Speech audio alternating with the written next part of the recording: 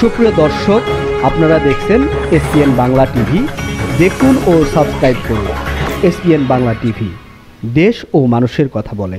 আপনারা দেখছেন SPN Bangla TV সংবাদ। 8ই ডিসেম্বর 2021 বাংলাদেশ শিল্পকলা একাডেমি সঙ্গীত ও নৃত্যকলা মিলনায়তনে ডালি মোহাম্মদ মনোয়ার সাংস্কৃতিক কেন্দ্র ও মরমী লোকগীতি শিল্প গোষ্ঠীর উদ্যোগে বাংলার লোকগানে কিংবদন্তি মরমী কণ্ঠশিল্পী আব্দুল আলিমের স্মরণে পাখি যাবে রে যাবে শীর্ষক আলোচনা সভা, সংবর্ধনা ও সঙ্গীতানুষ্ঠানে প্রধান অতিথি শেখ সাদী খান, 21শে পদকপ্রাপ্ত বরেন্দ্রী সঙ্গীত ব্যক্তিত্ব, উদ্বোধক হাসানুর রহমান বাচ্চু, সভাপতি বুলবুল একাডেমি, বিশেষ অতিথি সালাউদ্দিন বাদল, কবি ও সাংস্কৃতিক সংগঠক কাজী রনক হোসেন, সম্পাদক মাসিক সরগম, ডক্টর আবু ইসাক হোসেন লালন, গবেষক এম এ করিম, কবি ও সমাজসেবক শিবু রায়, কণ্ঠযোদ্ধা স্বাধীন বাংলা বেতার কেন্দ্র, মনি হায়দার কথা সাহিত্যিক, মানস বোস, বাবু রাম সাংস্কৃতিক সংগঠক। সভাপতিত্ব করেন ডালি মোহাম্মদ দিলওয়ার,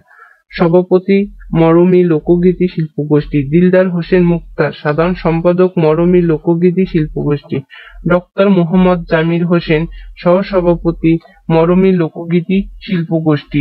সংবর্ধিত ব্যক্তিত্ব বজলুর রহমান, কবি ও সমাজসেবক, হামিদুল ইসলাম, গীতি কবি ও প্রকাশক। আলোচনা শেষে মরহুম কণ্ঠশিল্পী আব্দুল আলিমের গান পরিবেশন করা হয়। এসপিএন বাংলা টিভি দেখুন, লাইক করুন, শেয়ার করুন, সাবস্ক্রাইব করুন, আমাদের সঙ্গে থাকুন। শুনে থাকে একমাত্র বঙ্গবন্ধু কথা শুনছে সারা জাতি, 7 কোটি মানুষ শুনছে। এরপরে মানুষের কথা শুনতে চায় না, কথায় কাজে থাকে না, তো সেজন্য কথা বেশি শুনতে চায় না। আমরাও করি, কথা বলতে আমরাও বলি। যাই হোক, যেহেতু একটা অনুষ্ঠানে এসেছি, অবশ্যই কথা বলতে হবে। উপবিষ্ট মঞ্চে যারা আছেন, আমার কথাবার্তা যদি শুনে থাকে একমাত্র বঙ্গবন্ধু কথা শুনছে সারা জাতি, 7 কোটি মানুষ শুনছে। এরপরে মানুষের কথা শুনতে চায় না, কথায় কাজে থাকে না, তো সেজন্য কথা বেশি শুনতে চায় না। আমরাও করি, কথা বলতে আমরাও বলি। যাই হোক, যেহেতু একটা অনুষ্ঠানে এসেছি, অবশ্যই কথা বলতে হবে। উপবিষ্ট মঞ্চে যারা আছেন, আমার মুখোশ সেই আমি ভিন গ্রামে লাইগা যে গানটা উনি গেয়েছিলেন, প্রথম যে গানটা গেয়েছিলেন, এর চিত্র পরিচালক ছিলেন আব্দুল জব্বার খান এবং সুর দিয়েছিলেন আমাদের বিখ্যাত সুরকার, সম্মানিত সুরকার প্রয়াত সমর দাস, এবং কণ্ঠ দিয়েছিলেন আব্দুল আলিম। তিনজনই নেই, কিন্তু এই মুখোশের এই গানটা আমাদের মনের মধ্যে রয়ে গেছে। এছাড়া তিনি ঢেউ উঠছে সাগরে, কেমনি পাড়ি দিবরে দিবানিশি কান্দিরে নদীর দূরে রইয়া, এই যে রূপবান ছবির যে গান, এই যে গানটা রূপবান এমন কেউ নেই যাদের বয়স 50-এর উপরে, 40-এর উপরে এই রূপবান ছবি কেনা দেখেছে। সেটারও গান সুরকার ছিলেন আবির হোসেন খান এবং চিত্র পরিচালক ছিলেন সাদেক খান এবং কণ্ঠ দিয়েছেন আব্দুল আলী। আর দয়াল তোমার পারে চাইয়া নকুল দইয়া দিলাম নাম ভাসাইয়া, এটাও নদীও নারী, একটা বিখ্যাত ছবি 1965 সালের নদী নারীর ছবি। এটা আবির হোসেন খান ওনার বড় ভাই, আমাদের আজকের প্রধান অতিথি শেখ সাদী খানের বড় ভাই, সেই এটা উনি ছিলেন। এছাড়া ওনার অনেক গান যা রয়েছে, যে পরের জায়গা পরের জমিন, ঘর বানায়া আমি রই, বিখ্যাত গান, এখন মনের মধ্যে এই গানটা বাজে। আল্লাহ আল্লাহ তুমি জানলে জালাল, প্রেমের মরা জলে ডুবে না, মনের বড় আশা ছিল যাব মদিনায়, আমারে সাজায়া দিও নওশারও সাজে, তোমারও লাগে আমারও প্রাণ মরে, হলুদিয়া পাখি সোনারি বরণ। এসব বিখ্যাত গানগুলি আমাদের মনে রয়েছে। এবং এই আব্দুল আলিম সম্বন্ধে কিন্তু কোনো আলোচনা, কোনো ডকুমেন্টারি ফিল্ম, কোনো এই ধরনের অনুষ্ঠান আমরা দেখি না। কিন্তু আজকে মরমী এই লোকগীত শিল্পী গোষ্ঠী আজকে যে আলোচনায় অংশ নিয়েছেন, আয়োজন করেছেন, কিন্তু সংরক্ষিত করা হয়নি ঠিক মতো, এবং এটা অত্যন্ত দুঃখজনক যে ওই মানের একজন শিল্পীর যে কাজগুলো সেগুলো বলতে গেলে কিছুই নাই, এখন যাও আছে সেটা খুব ঘষা মাজা। এখন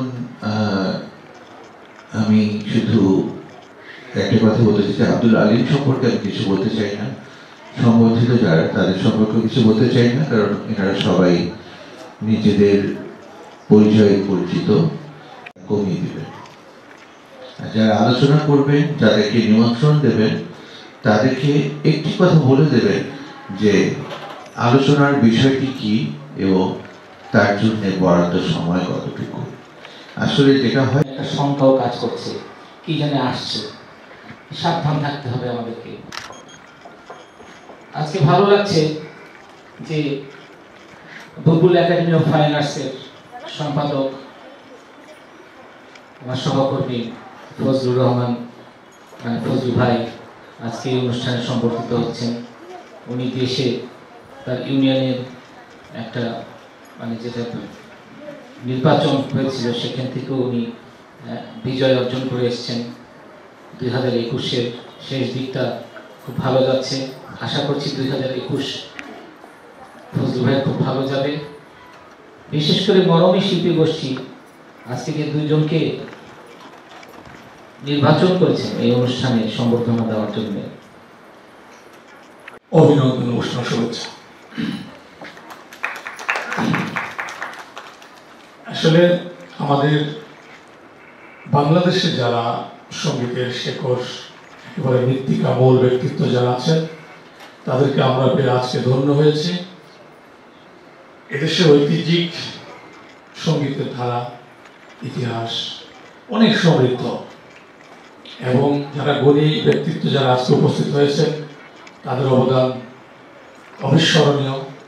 বাংলাদেশের ইতিহাসে সোনাক্ষরে লেখা রয়েছে, লিপিবদ্ধ হবে।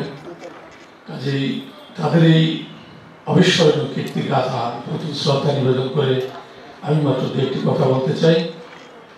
সেটি হচ্ছে যে মরমী লোকগীতি শিল্পী গোষ্ঠী একটু ব্যতিক্রম ধর্মী একটি সংগঠন। আমরা বরাবরই আমরা ইতিহাসের কথা বলি, ঐতিহ্যের কথা বলি, শেকড়ের কথা বলি।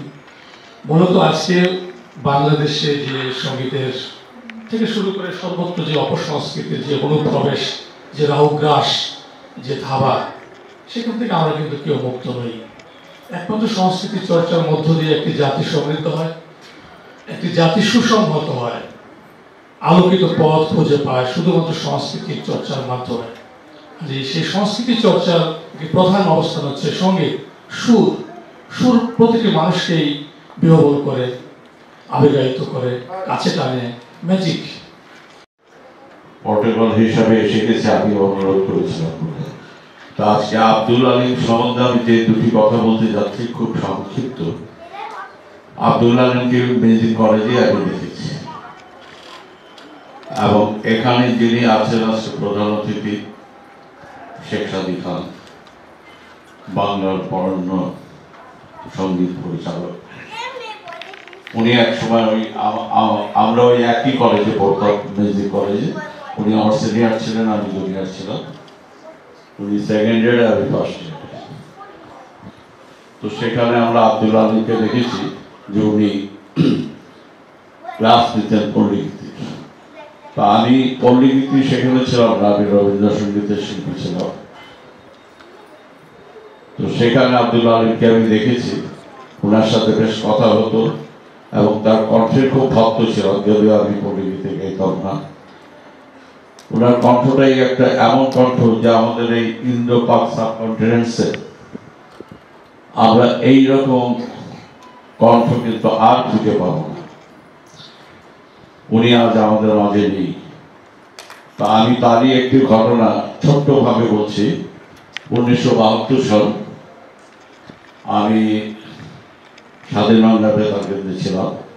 সেখান থেকে 16ই ডিসেম্বর যখন দেশ স্বাধীন ঘোষণা হয়ে গেল বিজয় দিবসে, সেই সময় আমি ঢাকা আসার জন্য খুব ব্যস্ত। মা বাবা কিছুদিন আমাকে ছাড়বে না যে এই সময় তোমার যাওয়াটা ঠিক হবে না, আর কিছুদিন পরে যাও। আমি বললাম না, বাড়ি ঘরের কি অবস্থা এটা তো জানতে হবে। তো মা বাবাকে রেখে, আমি খুব শর্টকাটে বলছি, মা বাবাকে রেখে ওখান থেকে আমি চলে আসি। তো সেটা ছিল 1972 সাল, সেটা সম্ভবত ফেব্রুয়ারির প্রথম দিকে। তো চারিদিকে তখনও এখনো রাতের অন্ধকার, সেগুলি গালাজ হয়, একাই রাত্রে শুয়ে থাকি কিন্তু ভয় পাই। তারপরও সেখানে হঠাৎ সকালবেলা আমার কড়া নাড়ছে, তখন খুব ভোর, কড়া নাড়তে আমার চোখ কান খাড়া হয়ে গেল। কি ব্যাপার, কি খামসানারাই আমাকে আক্রমণ করতে আসলো না কোনো শত্রুরা আক্রমণ করতে আসলো, কিছু ভাবছি না। আমি চুপ করে আছি। কয়েকবার নাড়াতে আমার নাম ধরে ডাকছে। এমন একটি কথা শুনতে পেলাম একটা বাচ্চা ছেলে, যে আমি ওকে চিনি, আমার এই বাড়ির। তারপরে আমি বললাম কি ব্যাপার, দরজাটা খুললাম। ওরা একটা খুব কালো মতো মিশে কালো একটা লোক একটা গাড়ি নিয়ে আসছে, তোমার নাম ধরে ডাকছে। তা আমি ভাবলাম কালো লোককে, আমি কি নাম বলে না, কিছু বলে না। তো আমি শার্টটা গায়ে দিয়ে নিচে নামতেই দেখি উনি গাড়ির থেকে নেমে কিছুটা এগিয়ে আসছেন, মানে ওনার দ্রুত আর কি সহ্য হচ্ছে না যে একটু দেরি হোক। তা আমি দেখি তাকে, যে আব্দুল আলী। তখন স্যার আপনি এই ভোরবেলা বাসা ছিলেন কিভাবে? বলে ওই যে এখানে সাদি ভাই তাকে চেনেন, ওই মাধবী আচার্যি একটা মেয়ে ছিল আমাদের মিউজিক কলেজে, ও আমার বাসা ছিল, তো সেই নিয়ে আসছে। তো সেই গাড়ির মধ্যে ইন্দ্রমোহন রাজবংশীয় ছিল। তা আমাকে বললো তুমি এভাবে আসলে, তুমি তাড়াতাড়ি 7 টাকা দাও, আমার সাথে একটা ফাংশনে যাবে। এখন স্যার এটা কেমন হলো, হঠাৎ এই ভোরবেলা এই ফাংশন, আমি তো বুঝতে গেলাম, মুখও ধুইলাম না। বলে তোমার কিচ্ছু করতে হবে না, যা করতে হবে জায়গা মতো গিয়ে করবে, তুমি প্যান্টটা পরো, শার্টটা। মানে উনি আমাকে সময় দিতে রাজি না। তা আমি প্যান্ট শার্টটা নিলাম, নিয়ে পরে বললাম যে স্যার এইভাবে যাওয়াটা কি আমার বাসায় আপনি প্রথম এলেন, কোনো নাস্তা পানি তো কিছুই বানাতে পারলাম না। বলে তুমি গাড়িতে ওঠো। তো গাড়িতে উঠলাম। গাড়িতে এখন কোথায় যাচ্ছে কি যাচ্ছে কিছুই যায় না, জিজ্ঞেস করলে উনি খেপে যায়। উনি একটু ছিল আর কি, মানে উনি খুব ভালো স্বভাবের লোক ছিলেন। উনি যেগুলো নিষিদ্ধ জিনিস ছিল সেগুলো সবসময় পাঠ করতেন। তো একটু ব্যাখ্যা কথা উনি খেপে যেতেন। তো কিছু বলছিলাম, তো ইন্দ্রমোহন রাজবংশী বলছে চুপ করে থাকো, স্যারের মাথা গরম হচ্ছে। তো এই করতে করতে আর রাস্তা থেকে আরেকজনকে নিয়ে গেল আমাদের ধর্মদর্শী বলল, আমি এটার সভাপতি, এবং আমার সাথে যারা যুক্ত তার মধ্যে ম্যাক্সিমামই এখানে উপস্থিত আছেন। তাদেরকে কাছে আমি কৃতজ্ঞ, তাদেরকে নিয়ে আমরা সংগঠন করছি। এই মরুমে লোকগীতি শিল্পী গোষ্ঠীও আমাদের ওই 60টি সংগঠনের একটি দল, একটি অন্যতম দল। কারণ তাদের যে পারফরমেন্স এই পর্যন্ত তারা দিয়ে আসছে, এই বিভিন্ন জাতীয় উৎসবে, যেমন আমরা পৌষ মেলা করি, তারপরে আমাদের স্বাধীনতার অনুষ্ঠান করি, 26শে মার্চ বিজয় দিবসের অনুষ্ঠান করি। বিভিন্ন অনুষ্ঠানগুলিতে তারা আমাদের সাথে সম্পৃক্ত হন এবং সময়ের সাথে তারা তাদের উপস্থাপনা করে। সঙ্গে আমি বসেছি আজকে মঞ্চে, সত্যি আমার জন্য খুবই শ্লাঘার, আনন্দের এবং গৌরবের। এবং আরো যারা আছেন প্রত্যেকেই নিজ জায়গা থেকে প্রতিষ্ঠিত মানুষ। সালাউদ্দিন বাদল আমাদের সাহিত্য, সংস্কৃতি এবং রাজনীতি, বিশেষ করে যখন বঙ্গবন্ধু এই দেশে নিষিদ্ধ ছিল, তখন বঙ্গবন্ধুকে জাগ্রত করবার জন্য এবং মানুষের কাছে ছড়িয়ে দেওয়ার জন্য এই ঢাকা শহরে যারা যারা কাজ করেছেন, স্লোগান দিয়েছেন, মিটিং করেছেন, মিছিল করেছেন, তাদের মধ্যে অন্যতম একজন আমাদের সালাউদ্দিন বাদল। এবং আরো যারা আছেন, আমার আরেকজন মানুষ, খুব প্রিয় মানুষ, তার প্রসঙ্গে আপনাকে বলা খুবই জরুরি। তিনি হচ্ছেন ফজলুর রহমান। ফজলুর রহমান দর্জি, মূলত সে জামা কাপড় বানায়। তার অসাধারণ একটা প্রতিষ্ঠান আছে দর্জি বাড়ি, এবং দর্জি বাড়ির সৌজন্যে আমি একটা অনুষ্ঠান করে জিটিভিতে, নাম হচ্ছে শিল্প বাড়ি।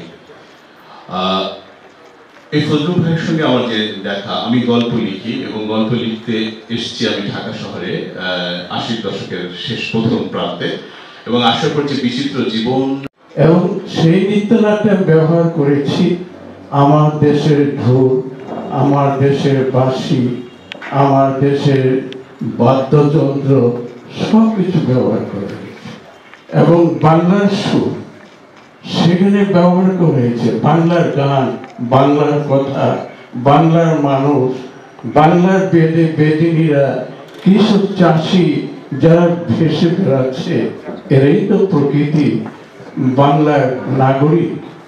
এবং এদের সংস্কৃতি হচ্ছে সবচেয়ে বড়। কাজে সেই সংস্কৃতি আমার ইসলামকের বাঁকে এই যে মানুষের জীবন আলেখ্য, যেটা আমেরিকাতে ওয়াশিংটন ডিসিতে হলো, এবং রাষ্ট্রদূত আব্দুল আকরামুল কাদের উনি ছিলেন, উনি বললেন ভাই আমি তো এখানে আছি, কিন্তু এত সুন্দর একটা জিনিস আজ পর্যন্ত কেউ এই বাংলার সংস্কৃতি এত সুন্দরভাবে পরিবেশন করতে পারেনি। আমার সমস্ত অফিসার এদেরকে নিয়ে আমি পুরো 1 ঘন্টা আপনার এই অনুষ্ঠান আমরা দেখেছি। এটা সমাদৃত হয়েছে শেষে কানাডা, সেখানে আমাকে সম্মিলিত করেছে যে বাংলার সুর, বাংলার বাঁশি, বাংলার গান, বাংলার কথা, বাংলার ব্যথা বেদনা মানুষের হৃদয়কে যতভাবে স্পর্শ করতে পারে অন্য কোনো গান সেটা পারে না। এবং ওরে রঙিলা নায়ের মাঝি বিদেশে যেভাবে মঞ্চ কাঁপেছে, যেভাবে মানুষের হৃদয়কে কেড়েছে, আমার মনে হয় বাংলাদেশে অন্য কোনো গান, অন্য কোনো সুর, অন্য কোনো লেখকের কোনো লেখা সেইভাবে সেটা সম্মানিত হয়নি। সেখানে গেলাম, যাওয়ার পর তখন একটু সাংস্কৃতিক রাজনৈতিক ভাঙনের ভিতর দিয়ে বাংলাদেশ যাচ্ছিল, কিন্তু সাংস্কৃতিক জাগরণ তখন ছিল। বাঙালির শ্রেষ্ঠ সম্পদ যদি আমরা বলি, শ্রেষ্ঠ অর্জন যদি বলি, সেটি হচ্ছে 1000 বছরের শ্রেষ্ঠ অর্জন। আমি কিন্তু একেবারে আমার জন্ম বাউল পরিবারে, আমি একজন পড়েছি ঠিকই, শার্ট প্যান্ট পরি আমার প্রফেশনের খাতিরে, কিন্তু জীবন চর্চায় আমি বাউল। সেই বাউলের জায়গা থেকে বলছি, একেবারে নিউট্রাল জায়গা থেকে বলছি। আমি কোথাও কখনো সজ্ঞান এবং অজ্ঞানে কখনো কোথাও থেকে কোনো সুবিধা প্রাপ্তির জন্য কাউকে কখনো তোয়াজ করি না বা করতে অভ্যস্ত না, কাউকে কখনই করে না। কারণ কোনো কিছু প্রাপ্তির প্রত্যাশা নেই আমাদের। তারপর যেটা সত্য, কারণ সহজে মানুষ বোঝে দেখ না এবং শুদ্ধ জ্ঞান। তো আমাদের সহজ মানুষ শুদ্ধ জ্ঞানের সত্য কথা বলে। সত্য কথা বলতে গেলে এই কথাগুলি বলতে হবে। 1000 বছরের শ্রেষ্ঠ বাঙালি আমরা বলি বঙ্গবন্ধুকে কেন বলি? কারণ 1000 বছরের, কয়েক হাজার বছরের ইতিহাস যদি আমরা ঘেটে দেখি, তাহলে বাঙালিকে 1000 বছরের শ্রেষ্ঠ অর্জনটি যে মানুষটি দিয়েছেন তিনি হচ্ছেন বঙ্গবন্ধু। এটি একেবারে সাধারণ মানুষের বাউল হিসাবে বলছি, কোনো রাজনৈতিক। আমার মনে হচ্ছে আমি তাদের ছোট ভাই অথবা স্নেহভাজন হওয়াতেই তারা অনেকটা আবেগপ্রবণ হয়ে অথবা স্নেহানন্দ হয়েই আমাকে তারা সংবর্ধনা দিয়েছেন। তারপরও এটি আমার জন্য যতটা না আনন্দের, তার চেয়ে বেশি মনে করি ভয়ের এই জন্য যে যখন আমাকে বা আমাদেরকে কোনো একটি বিশেষে বিশেষায়িত করা হয়, তখন আমি মনে করি যে আমাদের দায় অনেক বেড়ে যায় সমাজের কাছে, মানুষের কাছে, সংস্কৃতির কাছে, ভালোবাসার কাছে, পৃথিবীর কাছে, সৌন্দর্যের কাছে। এই যে দায়ে আমাদেরকে বেঁধে ফেলা হয়, সেই দায় থেকে আমাদের মুক্তি আসবে কিভাবে? আমাদের এই ছোট জীবন, ছোট অভিজ্ঞতা, আমাদের মতো ছোট মানুষরা যখন এইরকম বড় মানুষদের সবাই সংবর্ধিত হয়, সেটি আমাদের জন্য অবশ্যই আমি মনে করি, ব্যক্তিগতভাবে আমি মনে করি আমার জন্য অনেকটা ভয় হয়ে গেছে। তবে আপনারা যদি সহযোগিতা দেন, সাহস দেন, তাহলে হয়তোবা এই ভয়কে কাটিয়ে ওঠার সংগ্রামে নিজেকে লিপ্ত রাখতে পারব। আমি আশা করি মঞ্চে যারা ভূমিষ্ঠ আছেন তাদের সাথে আমার পূর্ব পরিচয় আছে, অনেকেরই নেই, আমাকে আপনারা সাহস দিবেন, আপনারা আমাকে সহযোগিতা দিবেন, তাহলে হয়তো কিছুটা ভয় মুক্তির পথে আমি হেঁটে যেতে পারবো। আমার ক্ষুদ্র অবদান আছে। 71 সালের 27 আগস্ট বিকেলে 28 আগস্ট সকালের খবরে ন্যাশনাল নিউজে আমার নাম 2 দিন বলা হয়েছে আমাকে ধরার জন্য। আমার সহকর্মী যারা ছিল সংগঠক হিসাবে, তারা 2 ভাই ধরা পড়ে। তাদেরকে যে টর্চারিং করা হয় সেটা ভাষায় বর্ণনা করার না, টর্চারিংয়ে তারা আমার নাম বলে দেয়। বলে দেওয়ার পরে এটুকু আমার নাম ঘোষণা করা হয়। আমাকে গ্রেপ্তারও করা হয়। রাজারবাগ পুলিশ লাইনে ঢুকানোর আগে আল্লাহর অশেষ রহমতে বেঁচে গেলাম উর্দু কথা বলে। আমি তখন 58 সালে নবাববাড়িতে থাকি। 58 সাল থেকে বাকি সময়টা 12 বছর নবাববাড়িতে থাকি। নবাববাড়ির ভাষা ছিল উর্দু।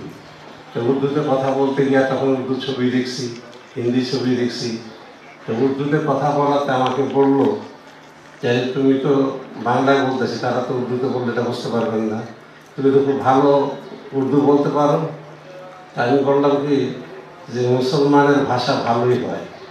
এই কথাটা বলাতে 2টা গালি দিল। গালি দিয়ে বললো যে বাঙালি কোনো মুসলমান হয়নি কি, আবার সব গাদ্দার এই সিদ্ধান্তের কথাটা। তারপরে অনেক কষ্টে সেখান থেকে বেঁচে আসলাম, না হলে তো ওইখানে চলে যেতাম। কিন্তু আমি কিন্তু মুক্তিযুদ্ধের কোনো সার্টিফিকেট নিইনি, সার্টিফিকেট নিব না, সার্টিফিকেটের জন্য দরখাস্ত করিনি কোনোদিন। আমি মনে করি যে আমরা যখন রাজনীতি করছি, সক্রিয় রাজনীতি মিছিলে ছিলাম, তারা তো কোনো সার্টিফিকেটের জন্য রাজনীতি করে নেই, সার্টিফিকেটের জন্য মুক্তিযুদ্ধ করে নেই যে একদিন কোনো এক সরকার আমাদেরকে টাকা দিবে মাসে মাসে।